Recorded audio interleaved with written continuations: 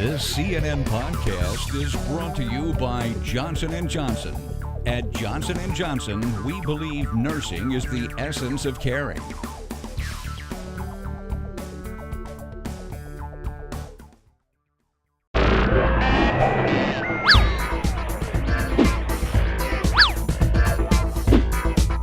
I'm the official hot chocolate girl.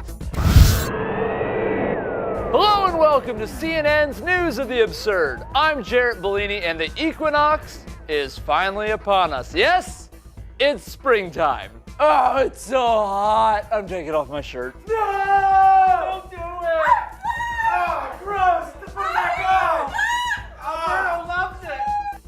So, as we say hello to the warm weather, we say goodbye to the reckless winter fun. And we start with the moving of a 120,000 pound house over a mere 2 feet of ice.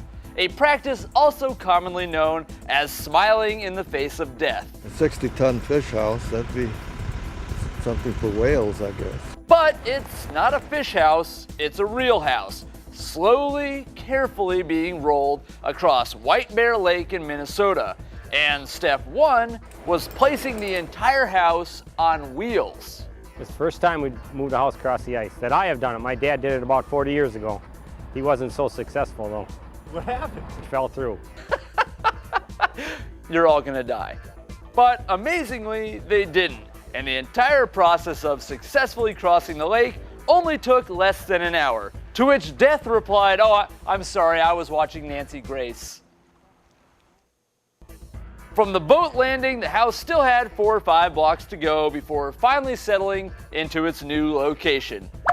Now, they say a man's home is his castle, which might explain why they decided to roll it across a frozen lake instead of just building a new one. I mean, this is his castle. Well, there's another castle in Minnesota that I assure you isn't going anywhere. I do things that's quite different at times, quite unique. Yes, Roger Handon of Minneapolis has a rather unique hobby. It's called jacking up the water bill.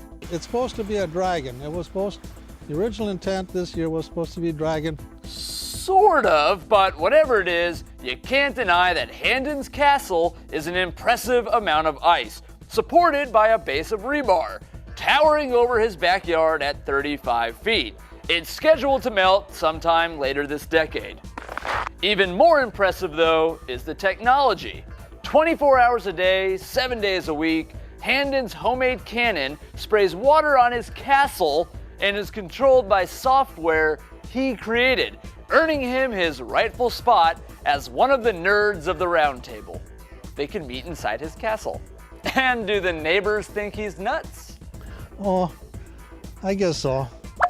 Finally, speaking of backyards and ice, this last bit of winter reckless fun might be a great thrill until you go careening headfirst into the neighbor's shed. But even then, it might just be worth it. It's that cool. And it's all the brainchild of one man in Orchard Park, New York, who seems to outdo himself every year building an ice luge right in his backyard. It took good maybe, to condense it into days, maybe 14 days, 21 days of solid work. It's become quite an obsession. The chute is 22 feet high and the run is 200 feet long, or roughly just the right distance for me to soil my winter pants. So cool. It's like fun and I get really excited and I can't wait until I get to end and go again. Meanwhile, WIBB affiliate reporter Lindsay Schwartzwelder gave it a try right in front of the judges.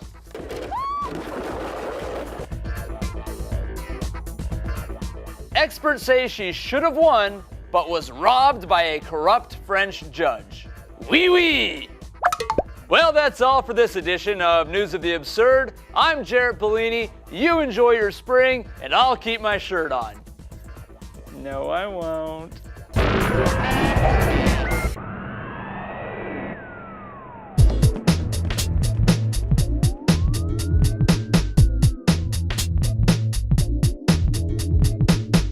Photo shoot.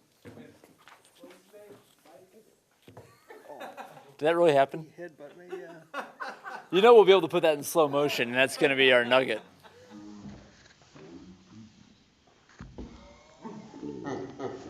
That really happened. You know we'll be able to put that in slow motion. That's gonna be our nugget.